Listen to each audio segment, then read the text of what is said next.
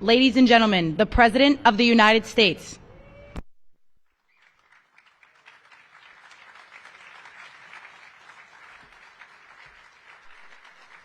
Hello, everybody. Thank you very much. Thank you. What a friendly group this is. No Democrats are here, right? Well, I want to thank everybody. This has been a labor of love. You know, we took over a building that was not properly taken care of. It just wasn't. It's a very special building, and we are taking care of it. This was grass, and when you have a news conference, and this was going on for many years, but everybody would just sink into the mud. It was extremely luxurious grass, especially when it was raining, because you'd go down about 5 inches into the mud. And when we had a press conference here, all the press standing back there, they'd be cursing me. The women would be lifting up their shoes, saying, "You've destroyed my shoes. This is terrible." So we got a stone that's the exact same stone and color as the White House itself, because we wanted the friendly feeling of that light color. And it reflects the sun, and it keeps you cool even in the summer. And we've had press conferences. We finished it about a month ago. This is, as you see over here, the Presidential Walk of Fame. And we had this long wall with half windows because that used to be a swimming pool on the other side of the wall. That was the swimming pool where Jackie would say, "I hear women inside." Are women inside? Quite a famous, I'm not saying anything, this was a part of a movie. And the Secret Service said, "No, ma'am, there's no women inside, ma'am. I'm sorry, ma'am, you're going to have to move along. But I hear women inside." "No, ma'am, you'll have to move along, ma'am." So that was the famous swimming pool. Now it's even worse. It's for the media. They covered the pool up. And now it's for the media. And I think we have a small representative group. I don't think they allowed the rest of them. I can't believe it. What happened? They're all on the other side of the wall. Can you believe it? Because this is supposed to be sort of a private event. And there is no such thing in politics as a private event. Lindsey, you learned that a long time ago, right? The great Lindsey Graham, doing fantastic. You're up 34 points, Lindsey. That's not bad, I'll tell you. It's not bad. So we did the Presidential Walk of Fame from the great George Washington all the way to, well, I think we have to rate him above me. So less than great, less than George. Somebody went up there, they say, "You're the third best president in the United States." This was on television, third best. And they said, "Who are the first two?" "George Washington and Abraham Lincoln." And I got extremely angry at this man. You know, you can't. It's going to be tough to beat, Mr. Senator. It's going to be, John. It's going to be very tough to beat Washington and Lincoln, but we're going to give it a try, right? Hey, they didn't put out 8 wars, 9 coming. All right, we put out 8 wars, and the 9th is coming. Believe it or not.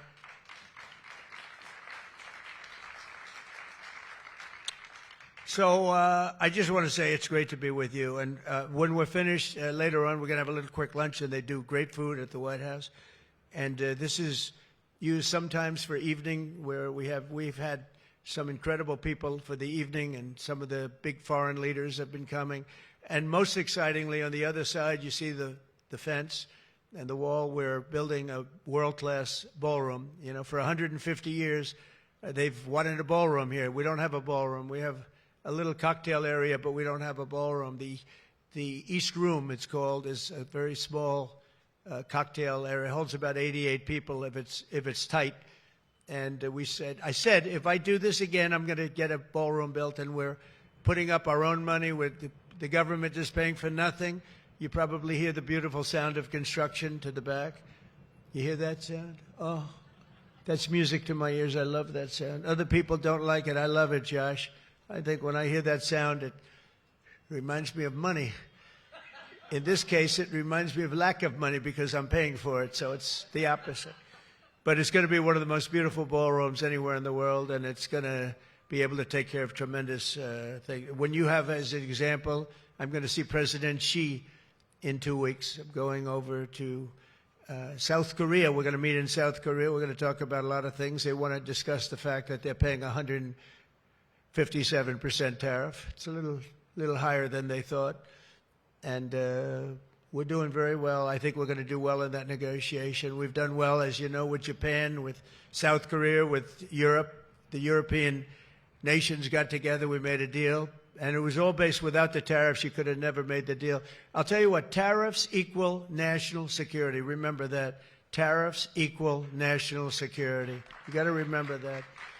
And they also equal wealth for our nation because we've taken in hundreds of billions of dollars in a very friendly manner, given to us by nations that used to take it from us. And they used tariffs on us. We never used it on them because we were foolish, or we were led by people that weren't business people. But it really does. It equals national security. And I wouldn't have put out, I mentioned 8 wars, 9 coming. Of the 8, 5 were based solely on trade and tariffs. India, Pakistan were going at it. 2 nuclear powers, and serious nuclear. 7 planes shot down. They were ready to go, and I called them up. I said, you go to war, and we're not doing a trade deal. And they said, well, what does one thing have to do with the other? I said, it has a lot. You're nuclear powers, and if you do it, we're not doing a trade deal. And 24 hours later, they called me, we have decided not to do it. We stopped the war. We stopped a potential disaster, a nuclear disaster, because of trade.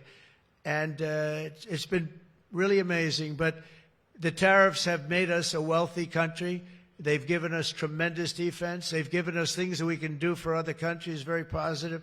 But again, really, it's national security, it's national defense, and they are so important. And it's incredible that presidents, for the most part, didn't know how to use them, when to use them. If you go back, you'll see some of the presidents that were the most successful were believers in tariffs.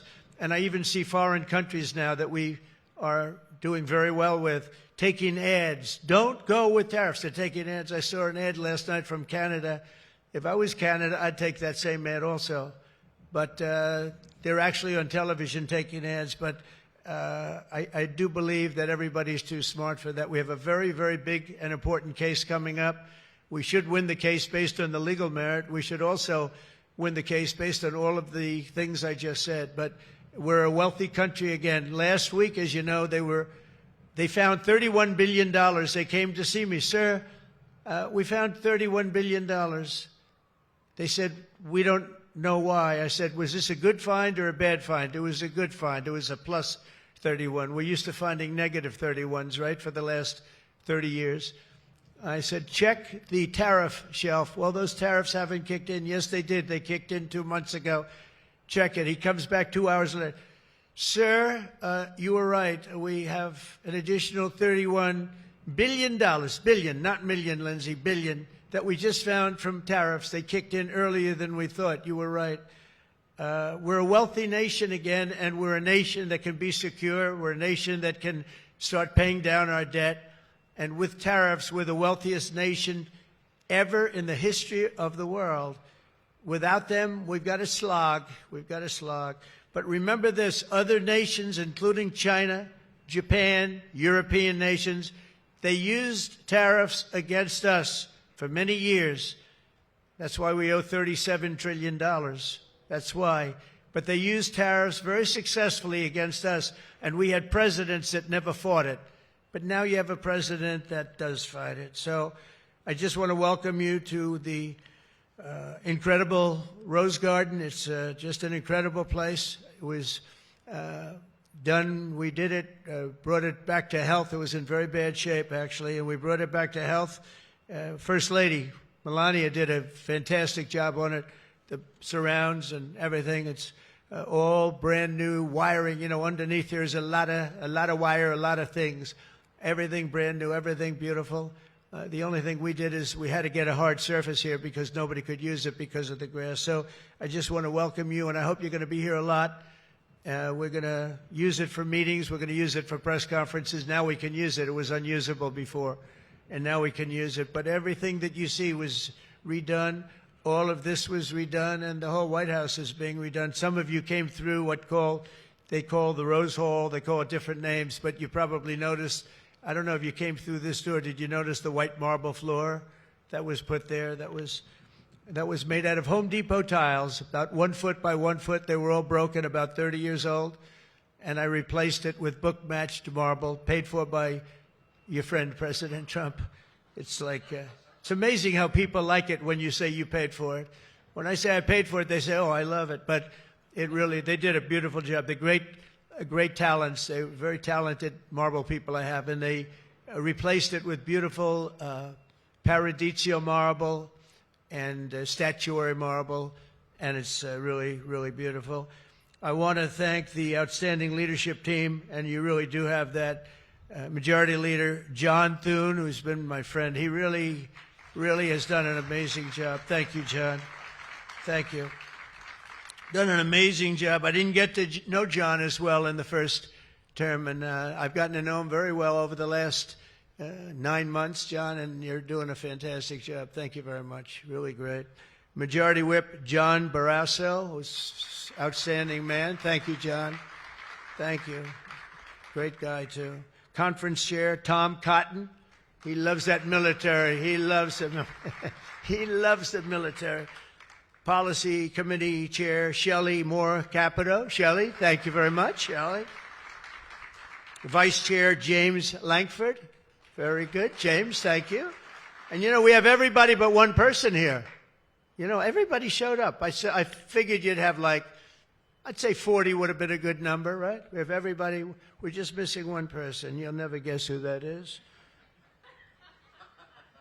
Let me give you, he automatically votes no on everything. He thinks it's good politics. It's really not good politics. He's an automatic no. But I don't know. Look, if he wanted to come, I'd probably let him come, right? I'd let him come. Begrudgingly, but would let him come.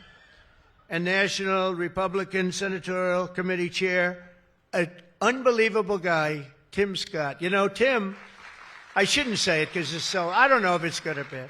But Tim ran, and he was very effective and very good. But he was on the debate stage and everything else, he was good just because he's good. But he wasn't as good as they thought he was. And when he got out of the race, he endorsed me almost immediately. And I used him as a surrogate. And I wasn't sure if I should because, you know, sometimes I want a total lunatic to get up and fight for me. And Tim is a really good person. So I wasn't sure. And I put him on the stage, and he ripped the heart out of everybody. He was so brutal. He was so unbelievable. It turned out to be absolutely one of my best surrogates, and it includes a lot of you people that were here. You were all surrogates. But Tim ripped these people apart. And after watching 2 or 3 times, then I wanted him all the time, right, Susie? I said, I want Tim Scott, get up there. But he was so good. And I said to him, Tim, when you fought for yourself, you were much different. When you fought for me, you were a tiger. You were like unstoppable. You were, really was. You all saw that. What's the difference? He said, I've never liked selling myself, and I love selling somebody that I really do believe in. I really believe in you, and I just felt that way. And it was so nice the way he expressed it. And I want to tell you, you are a champion. You are a winner, and congratulations. Thank you very much. I never love telling that story because I'm not sure if it's a good or a bad story, but I'm telling you, you are an amazing guy, and you fought for me so hard, and I really appreciate it. You got to be my #1 choice, Tim, so something happened. I appreciate it. And you're doing great doing what you're doing right now. I also want to thank the entire Senate Republican Conference for your tremendous work on confirmations. Boy, did we have a couple of weeks, huh? We had some, I signed like 150 of them, and I didn't use an auto pen, by the way. I signed. You know, when you're signing these important, like a general getting approved from 3-star to 4-star and all of these different things and big confirmations and, you know, big stuff, you really have an obligation to actually sign it, I think. You probably noticed right there, number 46 we put up, right? We put up a little bit of an auto pen. We have 46. We have 45. We have 47. It's very interesting. Yeah, 46 is an auto pen. It's up there. It stays up there. People like it. It's probably going to stay up there for a long time. It's true. And I know you're looking into that. And by the way, the auto pen person said he never spoke to Biden. He worked the auto pen. You're not allowed to do that. So if you're looking at anything, just remember it. And remember, they treated us very badly. They treated us very, very badly. So I think you're allowed to just report the truth, including the confirming of my cabinet much faster than first time. I mean, we went so fast, and I give John Thune and all of you credit for that. It was amazing. All of a sudden, I was calling John, I've got to get him approved. come on, John, because I was getting like one every 2 weeks. And I had people, they left their job and they left everything, and it looked like they were, all of a sudden, it was like an avalanche. They walked in, James and James, my double James, I call them. They walk in and they had like so many of them. I said, you got to be kidding. Is this like, are you for real, right, James? John Thune did his job, and you got them all done, and you have all those people out there working now, and instead of being very upset with the fact that we couldn't get them approved quickly. So I really appreciate it. You used a method that I wish you could use on U.S. attorneys. I have 10 U.S. attorneys who are phenomenal, a Harvard, a Yale, a this, or that, all top. And the problem is they're not going to ever be confirmed, I guess. I put them in. They'll be there for 3 or 4 months, whatever, and then they have to leave. Because anytime you have, as you know, anytime you have a Democrat senator, not even 2, just 1, they'll say because of the time we're in, we're not approving that person. We're not approving. They never do. They won't approve. And therefore, because of blue slip, I have to tell the person after 3 months, I'm sorry, you'll have to leave. And I put somebody else in. And I've had Democrat senators say the only one we'll ever approve is a Democrat. This is not constitutional. And I hope you can look at that blue slip thing, because I have 10 people that are phenomenal, and they're going to have to leave office. Highly educated, top of their class, everything. And they're going to have a mark on their career that they were a U.S. attorney for 3 months or 4 months, and then they had to leave. And that's so unfair. It's unfair to the public, because the public voted for me in a landslide, and I'm supposed to be picking the U.S. attorneys. And this goes for judges also. But actually more so even for the U.S. attorney with a blue slip, U.S. attorney with a blue slip. So I have these phenomenal people, many of them young, but truly fantastic people, and they're wondering what's going to happen in another 3, 4, 5 weeks. They're going to have to leave office. I think it's a shame, and I hope you can do something about it, because I'd like to tell those people, we put you there, and you're not going to have on your resume for the rest of your life, you were there for 4 weeks or 6 weeks, and you left like you got canned. So I hope you look at that. Very important. And after your pivotal changes to the Senate rules last month, as a result, this is what you did, the unprecedented obstruction by the Democrats. We've confirmed more than 175 public servants, people that are phenomenal, to keep posts. And that's just been over the last couple of weeks. It's an unbelievable thing what you've done, John, all of you together. So working closely with me and House majority, the Republican Senate also gave us the largest working class tax cut in American history.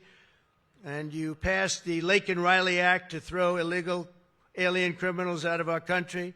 You passed the Genius Act and the Take It Down Act with the support of our wonderful First Lady. By the way, she got actual support from the other side. It was bipartisan. I think Rand didn't vote for it again, but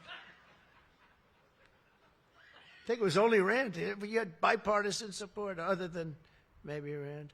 But another one I'm going to ask you to vote for, and it's in the House now, and I hear it's doing well in the House, James. It's Kate's Law. A young lady named Kate Steinle, I remember it so well, probably 8 or 10 years ago now, in San Francisco. She was holding hands with her father on the San Francisco pier, looking out into the water.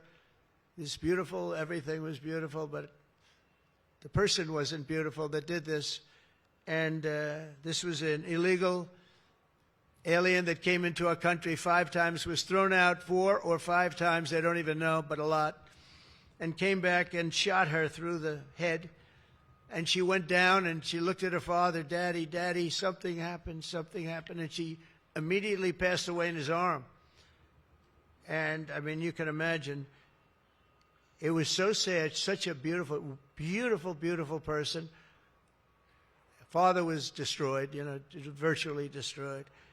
And they they wanted to pass what they call Kate's Law, and it's now again in Congress, and I hear we're going to get it passed in Congress, and when it gets up to the Senate, I hope you guys can pass it.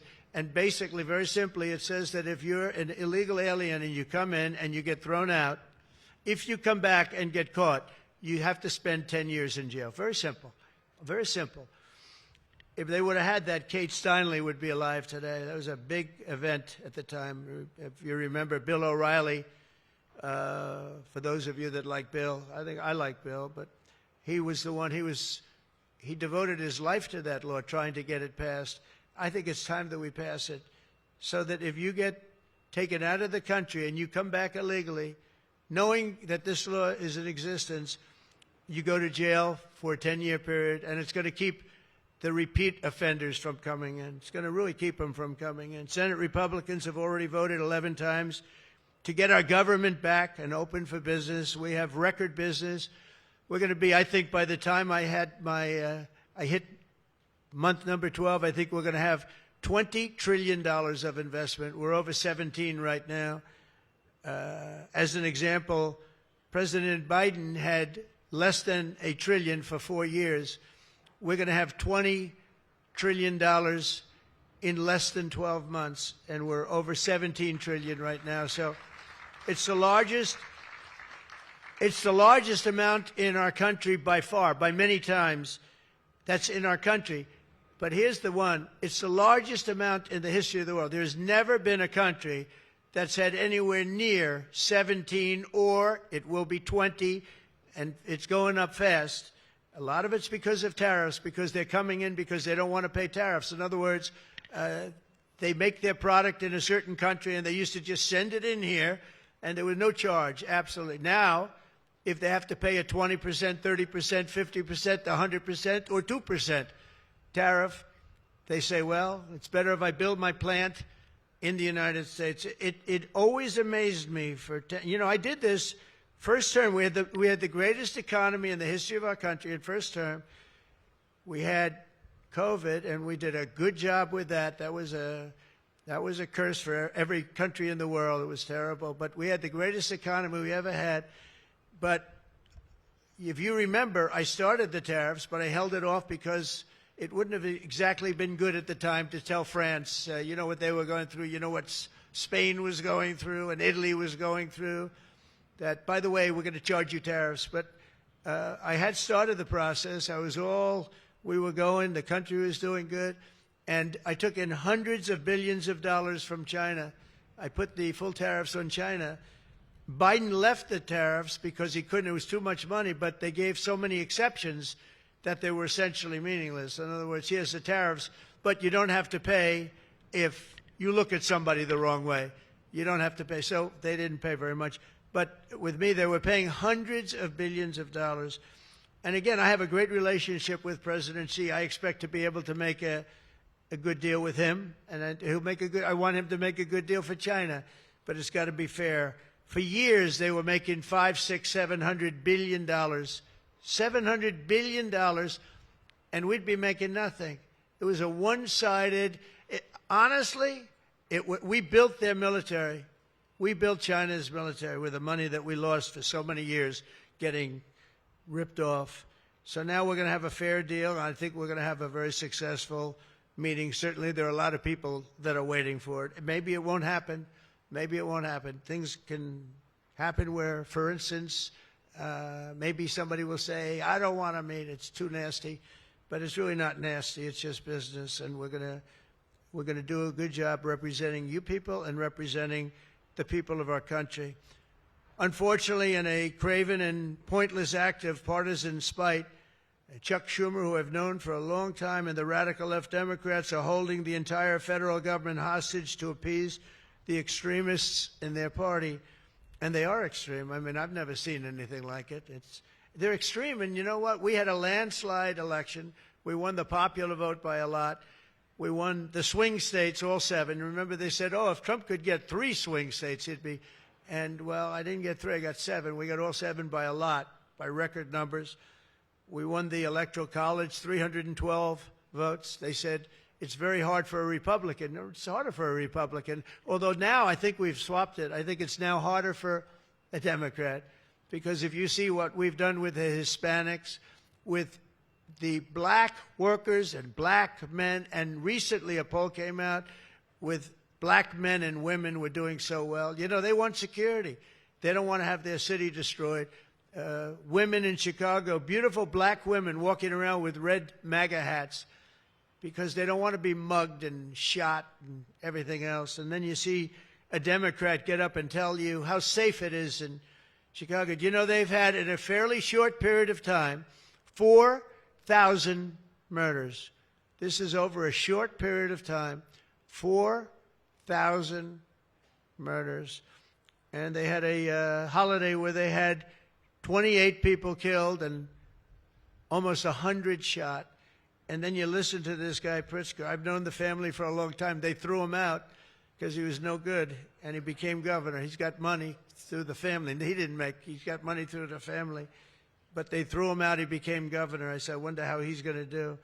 It's a crime palace. It's a shame.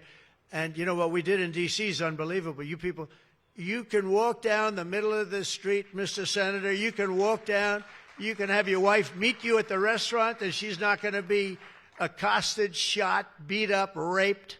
It's unbelievable how bad it was. It was one of the worst in the country, and now it's stone cold. I don't say the word perfect, but it's pretty damn close. And, you know, they would average more than a murder a week in Washington, D.C. This is just before we got here, a murder a week. Think of that. The capital of, in my opinion, the capital of the world. They come from Iowa, they come from Indiana, they come from Florida. You call up the parents, I'm sorry, sir, your son has been shot and killed. We have no crime here now. We have no crime. And the National Guard has been unbelievable, the job. Unbelievable. And you know, it also looks better. I do a tour. I hop in that beast. I feel very safe in the beast. The windows are this thick. But I hop in the beast, and I tell the Secret Service, let's drive around town. I used to do that myself. I could drive myself around. I actually like that better. But now I don't think it's a good idea. But we drive around in the streets. The place is looking much, the grass is good, the fences are down, there's no tents, there's no anything. We are looking like it's just a whole new look. And the most important thing, there's no crime. And we're going to fix the roads. We have great pavers. We're going to fix the medians in between the roads, which are half of them are falling down. We're going to take some of the tiles off the bridges, the tunnels that you have. They've been up for 40 years. They're rotted. And we'll put up brand new, gorgeous white tiles like it's supposed to be. But this place is looking really good. And we haven't even started the real fixing up of the town.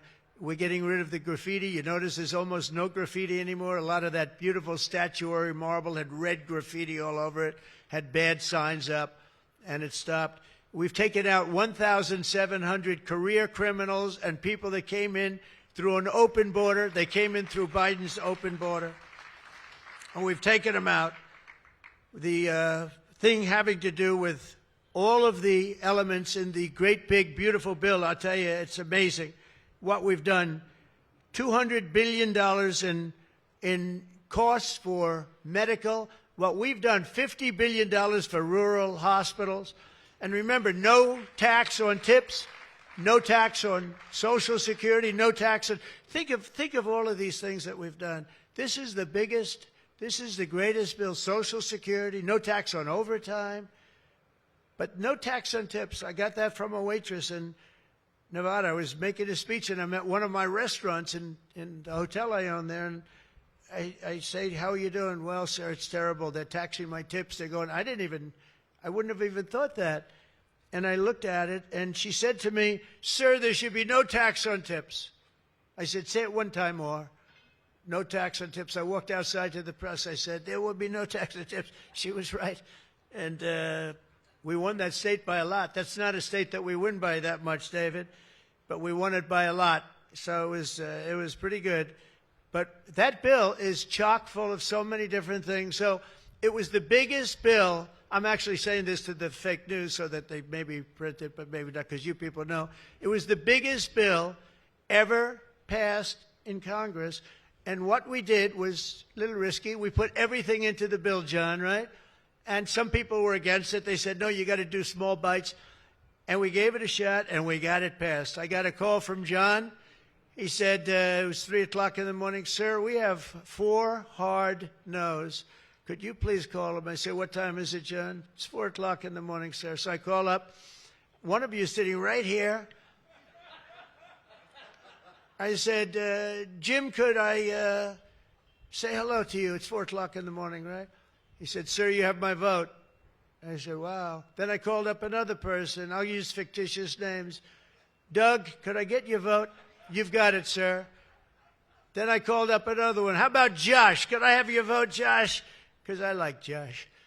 And Josh, who can be very difficult, said, "Sir, you have my vote." His wife was screaming at him on the other side.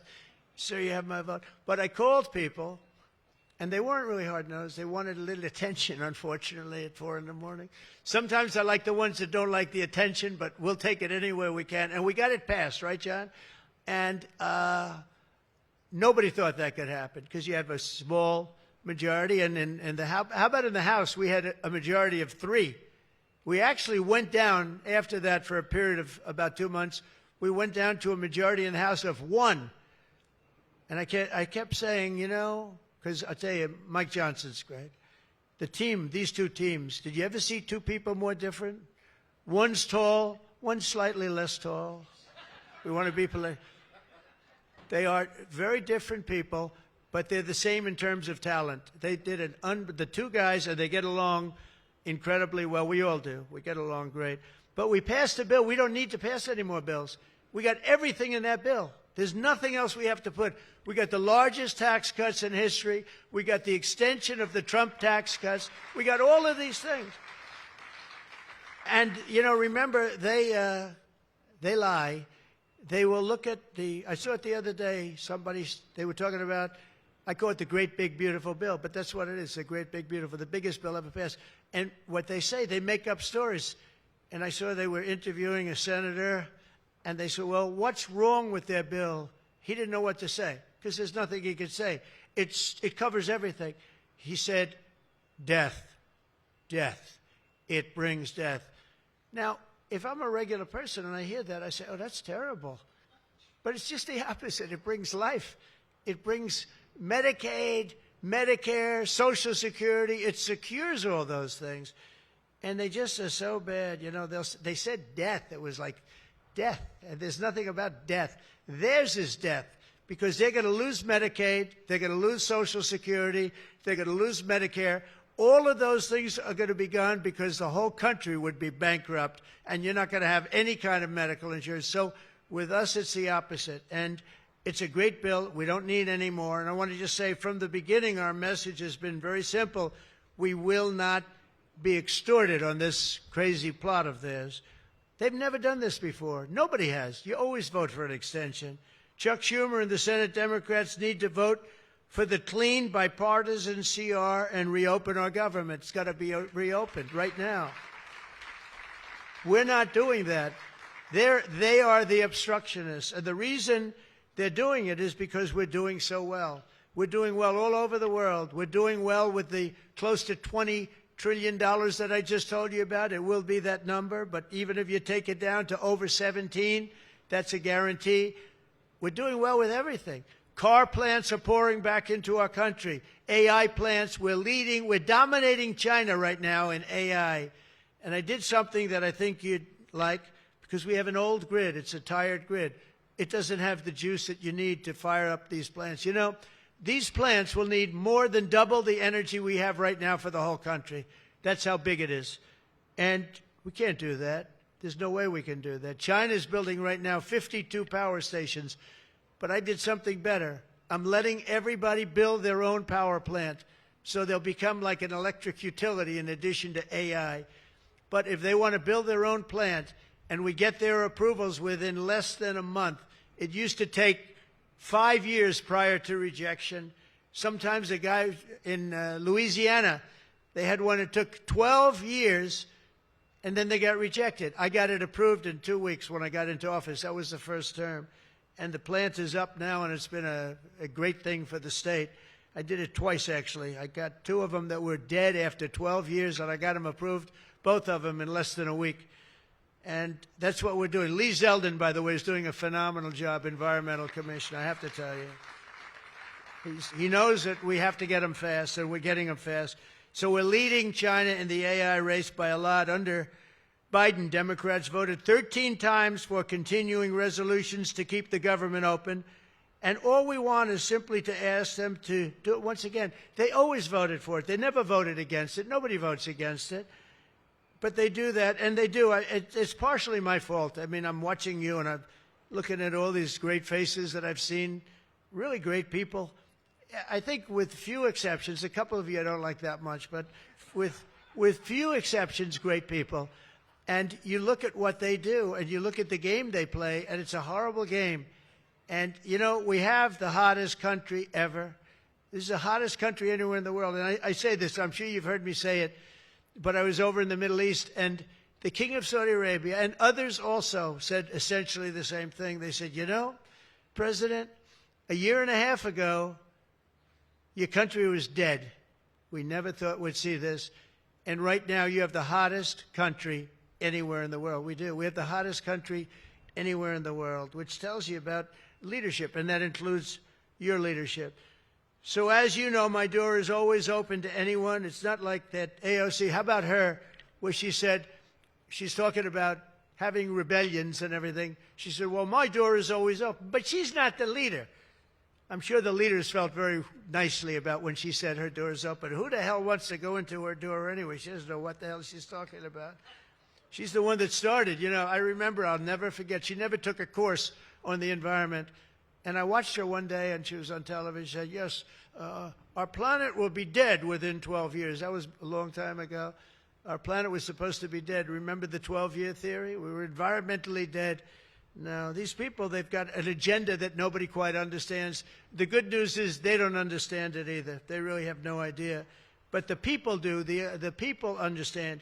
We're giving you the biggest tax cuts in history. All of these things, it all adds up that we should do fantastically well in the midterm. The only thing wrong with the midterms is that statistically, when you look, a president gets elected, and for some reason, and nobody, even the great John Thune, cannot explain to me, for some reason, even if he's a reasonably good president, and we've had success like nobody, but for some reason, you lose the midterms. I don't know why. I mean, the odds are tremendously against, like 92% or something. It doesn't make sense. If you have a great presidency, it only makes sense that you win the midterm. So there should be no reason for it. Somebody's going to explain there might be some dark, deep psychological reason where they want to vote the opposite way. I don't know what it is, but we have to win the midterms. Otherwise, all of the things that we've done, so many of them are going to be taken away by the radical left lunatics. I mean, we're going to end up with a communist mayor in New York. Can you believe it? A communist. Remember, I would always say, we will not have a socialist elected in our country. Remember, I'd say that all the time. And I was right. We skipped socialist. We got a communist elected. So I didn't tell a lie. I didn't tell a lie. I was right. We'll have a communist, not a socialist. But we've already seen the impacts of the dangerous game that they're playing. Democrats are causing delays in our air traffic control system. So important. We wouldn't have had, you know, there's Pete Buttigieg. He spent billions of dollars on fixing the air traffic control. They'd use copper wire going into glass wire. Any union electrician here or any non-union electrician would say you can't hook copper into glass. It doesn't work. They spent billions of dollars. They turned on the system, and it was stone cold blank. We're getting a brand new system. We have bids out now. We have 3 great companies bidding. And I want one bid. Sean Duffy's doing terrifically. I want one bid. I want just bid, and they're responsible for everything. Not where they had like 1,000 contractors. Every contractor, they're all running around. In the end, if one of them does a bad job, we want to be able to blame somebody, and it's going to be one of the very big companies because there's a lot of interest in it. So the air traffic control system is going to be rebuilt. Over 1 million federal workers right now, as you know, are going unpaid. That's the Democrats' fault. And children, tourists, unable to visit the museums in Washington, D.C., that we now have beautiful, safe streets, but we don't have the museums open. We should probably just open them. But we are doing things that nobody's ever done, nobody's ever seen. So all of this and the pain that the Democrats have caused during this reckless and completely unnecessary affair, and you could call it the Schumer shutdown or the Democrat shutdown, you can call it whatever you want. And I will say this, that we have Darth Vader. You know Darth Vader, right? Darth Vader is a man who, I think he's sitting right. Is that Darth? Stand up, please, Darth Vader. Stand up. Does everybody know? They call him Darth Vader. I call him a fine man. But he's cutting Democrat priorities, and they're never going to get him back. And they've caused us, and they've really allowed us to do it. And by the way, thank you. You're doing a great job, I have to tell you. So really a great job. Because many of the things that they're cutting, like the New York project, $20 billion we're cutting it, they're not going to get it back. I mean, they're not going to get a lot of things back. They may not get it back. Maybe we'll talk to them about it. But they're losing all the things that they wanted. But many of the things that they wanted are things that we don't want. The things that are just so bad for our country. And we're cutting those things out. So while they thought they were doing maybe bad, maybe indirectly they're doing good. The cynical comment that they've made all over the place, and all of their cynical remarks proves beyond all doubt that Schumer is a calculating political partisan, but we knew that. But he's somebody that's in deep trouble. He's losing in all of the polls. He's even losing to AOC +3. Remember +3? What happened to the +3? Are they still around? I had one. I met when I was at the United Nations, I met the president of Somalia. And I said, I have somebody I'd like to give back to you. He said, no, thanks. We don't want her. He didn't want anything to do with her. But today I'm calling on every Senate Democrat to stop the madness, to let our country get back. In the greatest moment in the history of our country in terms of wealth, in terms of job creation, and in terms of investment coming in, these guys go on strike. It's really a shame. So I'm asking them to be smart. It's not working. They're getting killed in the polls. The public understands what they're doing. They're doing the wrong thing. And with that, I just want to say welcome to the White House. When we're finished, they do a great job. When they're finished, we're going to all come in. It will be a little crowded, but that's okay. Into the Oval Office, we'll talk a little bit, a couple of minutes. Got some interesting things. And I think I'd like to have, if I could, John come up and say a few words, and we can close it out. And by the way, this is an open mic. It's open to the world. I think they can hear me out on the street. If anybody wants to come up and say after John, say it. We're all friends, and you can speak your heart out. But we've got to get our government open, and the Democrats are trying to keep it closed. Thank you. John, please. Thank you, man. Thank you, sir. Well, Mr. President, thank you for having us. This is the 4th week of the Democrat shutdown, but we are all here today because your Republican team in the Senate is unified. This is now the longest full shutdown in history, but everybody here has voted now 11 different times to open up the government, and we are going to keep voting to open up the government, and eventually the Democrats, hopefully sooner or later, are going to come around. But Mr. President, your agenda is the right one for this country. This is your team. We are your partners in achieving and implementing the agenda that you campaigned on and the American people voted for. And you just mentioned it has been a series of promises made and promises kept, whether it's national security, whether it's the border, whether it's the economy, taxes, regulations, energy, Trump newborn accounts, school choice. You look at what we've accomplished so far. It is a remarkable, remarkable team and a record of accomplishment that can't be matched. And I would argue, at least in my time here, but perhaps in all of history. So thank you for your leadership, and we will continue to be good partners and work with you to get the work done for the American people. And let's hope that the Democrats get wise and starting perhaps even today, vote to reopen the government so we can get back to work for the American people. Mr. President, thank you for having us at your home. You have beautiful homes, and thank you for everything you're doing to make this such a beautiful place. This is America's house. We're delighted to be here. Thank you.